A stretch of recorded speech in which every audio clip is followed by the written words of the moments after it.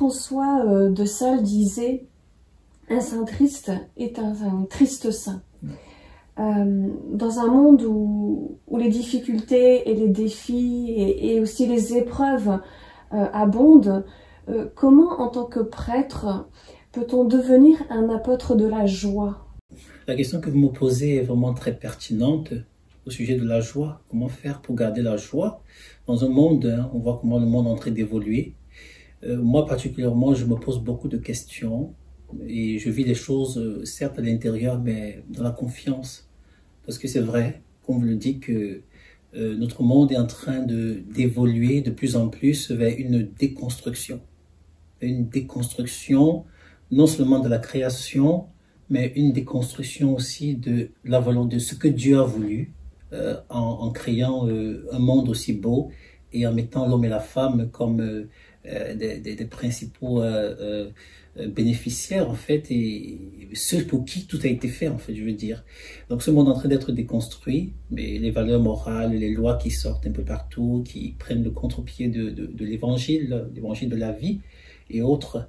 Donc moi, je pense que le Christ a tout prévu dans le sens où il est fils de Dieu, il est omniscient, donc il connaît toute l'histoire, il connaît comment est-ce que tout se déroulera.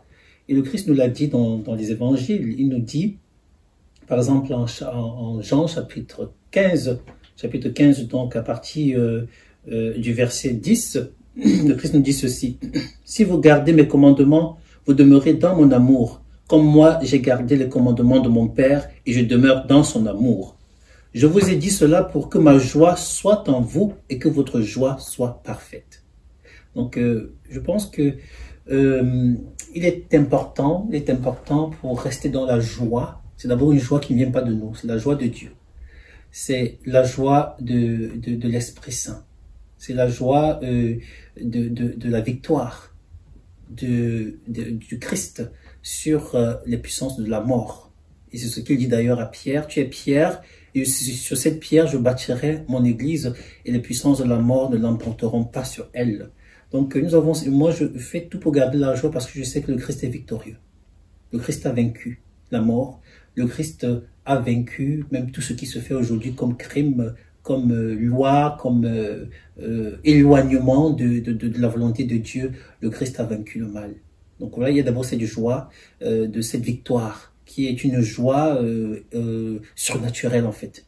C'est pas d'abord une joie que j'arrive à trouver, évidemment, par mes sentiments ou que je puise en moi. C'est une joie qui est, je dirais, comme une vertu théologale. Ça vient de Dieu, à cause de sa victoire, en raison de sa victoire. Et je pense aussi que il est important de rester fidèle à la volonté de Dieu, rester fidèle à ses commandements, et de le faire dans l'amour. Dans l'amour, parce qu'on dit amour et vérité se rencontrent. D'être fidèle dans l'amour, pas dans le jugement des autres, mais dans l'amour, être fidèle au commandement, à ce que le Christ nous a prescrit, à ce que Dieu nous a prescrit, nous qui le connaissons et qui nous efforçons de vivre cela, rester fidèle, mais dans la charité.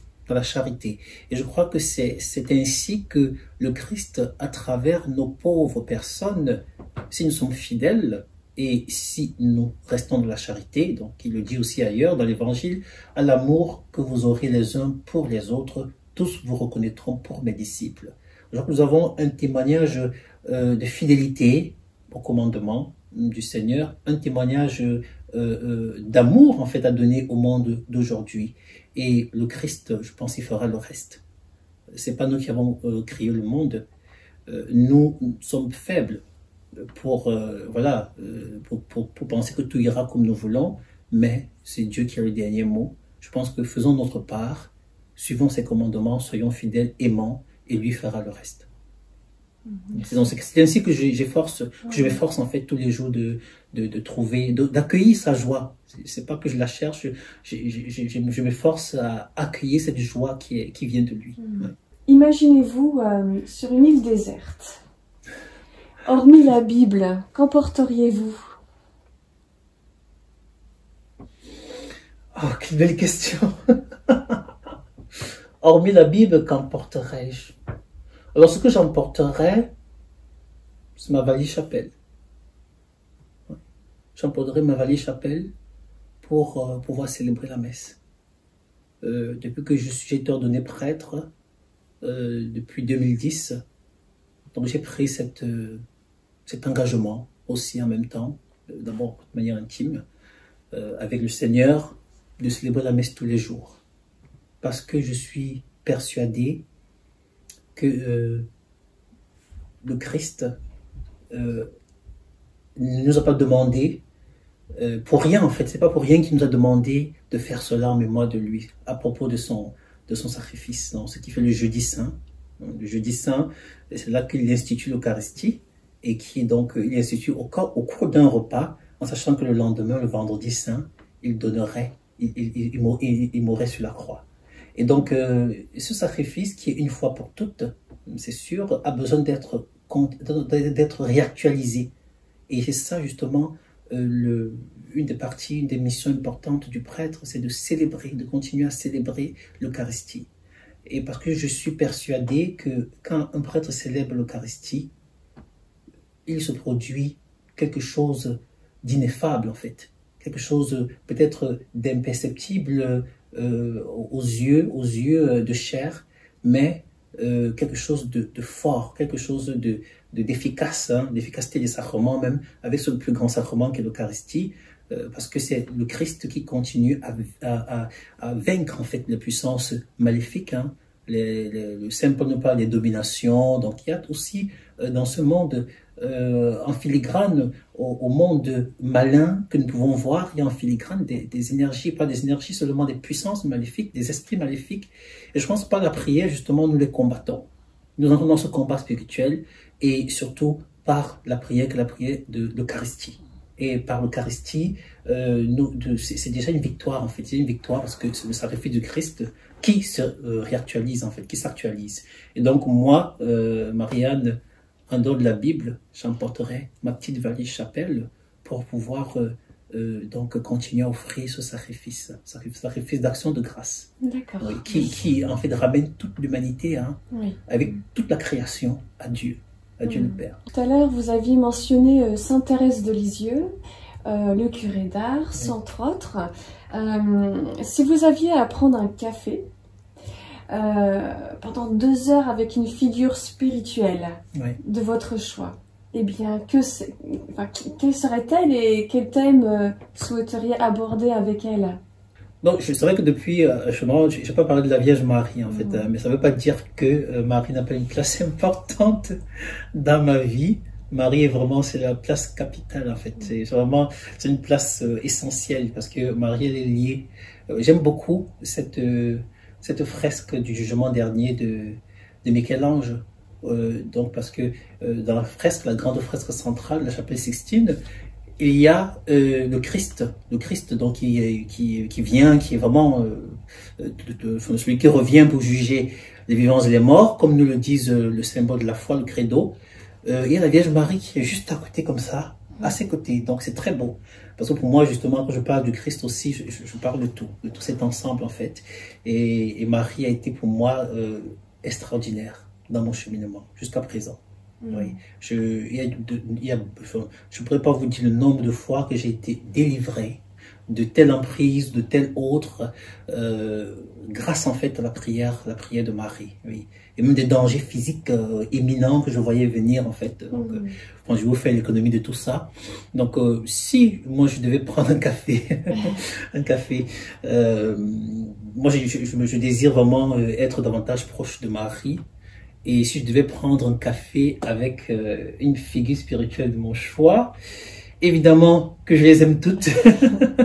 Mais imaginez-vous que je sois à une table en fait, et que la Vierge, la Mère du Seigneur soit là, que le curé d'Ars soit là, que Sainte Thérèse de l'Enfant Jésus soit là, et que d'autres saints, mon saint patron Christian, d'autres saints que j'affectionne aussi. Moi, ce que je leur demanderais, ce serait de continuer à intercéder. Moi, je suis parfois meurtri quand je vois certaines victoires du mal qui se passent dans ce monde, en fait. Oui. il y a parfois certaines réalités, on a l'impression qu'elles sont, je veux dire, invincibles en fait. Oui, invincibles. Il y a aujourd'hui dans notre monde en fait un déchaînement du pouvoir maléfique en fait, qui corrompt les esprits, qui corrompt les idées, le raisonnement. Et aujourd'hui, les gens raisonnent totalement à l'envers. Donc, des choses qui sont vraiment bien, c'est ces choses-là qui sont appelées mal, et celles qui sont mal en soi, c'est ça qui est appelé donc bien. Et moi, je leur dirais continuer à intercéder pour nous, pour que dans ce monde, la foi continue de retentir et que les ouvriers apostoliques continuent de donner cette espérance au monde et que qu'on n'ait pas l'impression que le mal est en train de vaincre. Parce que le mal, dorénavant, ça entre dans les constitutions des pays, c'est érigé en loi. Donc, il y a une force qui oblige, en fait, les mentalités et qui corrompt surtout les mentalités. Donc, moi, je supplierais de continuer à intercéder. Père Christian Noël, je sais que vous aimez beaucoup le sport, que vous avez l'habitude de courir assez régulièrement. Eh bien, quel rôle finalement joue le sport dans votre vie spirituelle? C'est une très très bonne question aussi, parce que évidemment, le sport pour moi, c'est un peu comme une activité spirituelle. Je vais m'expliquer. Quand je cours, en fait, moi j'aime faire le jogging en fait, et je le fais surtout dans la nature. J'aime le faire dans la nature, parce que pour moi, c'est un exode. Chaque fois que je cours, c'est comme un exode, c'est-à-dire je pars d'un point à un autre point et je pars d'un point de départ pour un objectif précis. C'est pour ça que généralement, ça me fatigue un peu de courir sur les tapis ou bien dans les stades où on fait que tourner en rond. Donc c'est un objectif, je pars d'un point, j'arrive à l'objectif et durant donc tout le parcours que je fais, il y a aussi la dimension de la peine, de la difficulté qui est dans le sport. Dans la course, c'est pas que voilà, on transpire, les muscles font mal, on respire assez fort. Bon, je suis pas doloriste, hein, non, je le fais pas pour la recherche de la douleur, mais je dis, c'est une manière pour moi aussi de dépasser, de faire des efforts, de dépasser aussi la paresse en fait. Une paresse dans laquelle on pourrait s'installer, ou bien une inertie dans laquelle on pourrait s'installer, et qui rejoint aussi cet élan de combat spirituel qui est la vie, Donc quand on se met dans la prière, on veut rencontrer le Christ, mais c'est un effort perpétuel qu'on fait à assister de sa grâce pour aller à la rencontre en fait. Et de la vie quotidienne, je pense pour moi c'est important que j'apprenne à renoncer à mon ego, à mon égoïsme, pour pouvoir être donné totalement aux autres. Et je pense que le sport est une activité qui me permet de me fixer des objectifs et de pouvoir prendre des moyens, quitte à souffrir un peu la fatigue, l'effort, pour y arriver. Donc, de ce point de vue, pour moi, c'est une activité spirituelle. Dans le sport aussi, je trouve une certaine unification aussi de mon être en fait, c'est-à-dire quand je cours, je me défoule. Ça c'est vrai qu'il y a un aspect du défoulement, on se donne à fond et puis on fait de l'effort qui après me permet aussi à moi d'être plus unifié. Parce que le temps que je donne au sport, c'est le temps d'un défoulement, c'est le temps parce qu'on a besoin de se dépenser physiquement aussi. Et quand je le fais, après, je suis beaucoup plus disposé pour la prière. J'ai beaucoup plus d'unification dans mon corps et dans mon âme pour prier, pour être donné aux autres, parce que voilà, ça me permet de vivre une certaine unification de mon être par l'effort et par la contemplation aussi. Je dis aussi la dimension contemplative quand je cours, même si c'est l'hiver, même si je suis arrivé dans le grand froid du Nord et que c'est l'hiver, alors il y a un oiseau qui peut passer, il y a même des personnes qui passent. Moi, ce que j'aime beaucoup aussi, c'est de saluer les gens. Donc quand je cours, généralement, je vais sur les chemins des gueules noires. Je crois que c'est les gueules noires. Je sais pas si ça s'appelle comme ça, je pense que c'est les gueules noires.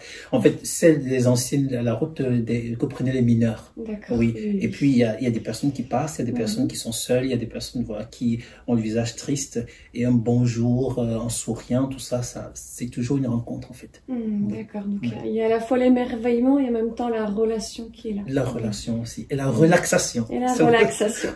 Tout se tient, en fait. D'accord. Merci. Alors, nous arrivons bientôt au terme de cette interview. Une dernière question, mon père. Que diriez-vous à un jeune qui penserait à la vocation du sacerdoce? Alors, moi, j'ai accompagné beaucoup de jeunes au Cameroun. J'étais un peu triste de savoir que plusieurs jeunes aujourd'hui ne mettent plus cela en priorité. Donc, même la foi, les questions spirituelles, bâtir sa vie ou bien penser son avenir en étant ouvert, en demandant au Seigneur, Seigneur, que veux-tu que je fasse? Je veux te servir. Comment? Donc, c'est de moins en moins aujourd'hui, de manière générale, chez les jeunes. Donc, j'étais un peu triste. Mais moi, j'étais aussi, je me sens ce devoir, en fait, d'être proche d'eux.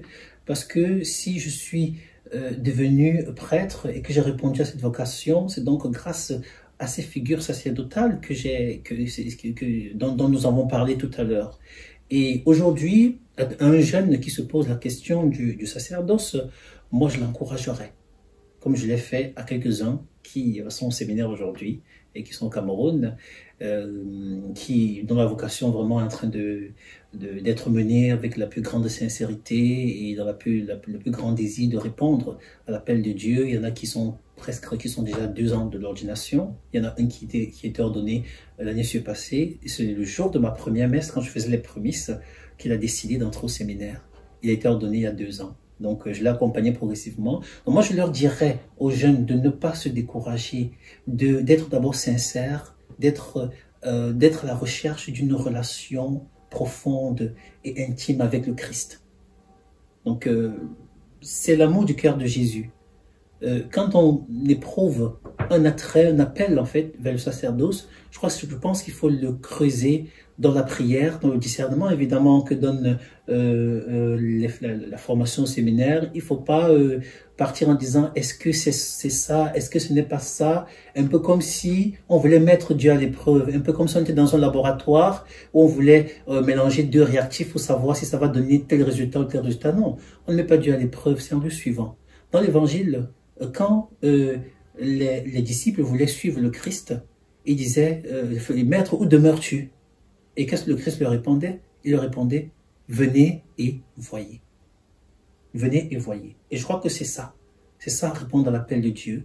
Quand un jeune aujourd'hui a ce désir dans son cœur de la vocation sacerdoce, qu'il se mette dans la logique du venez et voyez. Qu'il suive le Christ.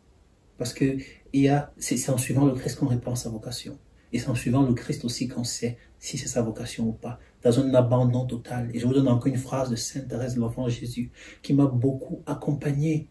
Il y a un moment où j'étais triste, j'étais presque au bord de l'abandon total du chemin que je voulais suivre parce que j'étais découragé par mes limites. Ça, c'était au tout début, parce que voilà, je m'étais fait reprendre à cause d'une erreur comme ça que j'avais commise dans la naïveté.